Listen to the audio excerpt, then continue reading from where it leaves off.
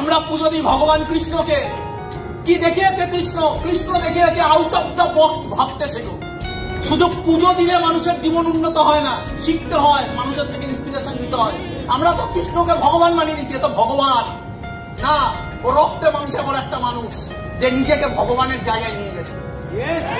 ভগবান মানাবো, ইন্সপিরেশন মানাবো, শেখার কি আছে? কৃষ্ণ শিখেই চাই পৃথিবীতে out of the box thinking, ভিড়ের থেকে আলাদা হোক। সবাই যেভাবে ভাবে সেইভাবে ভেবো না, সবার থেকে আলাদা হোক।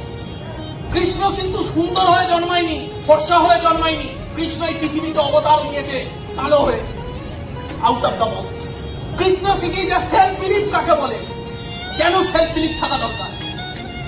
কুচকুচে কালো রং নিয়ে পৃথিবীতে এসছে, সুন্দর হয়ে আসেনি, ফর্সা হয়ে আসেনি।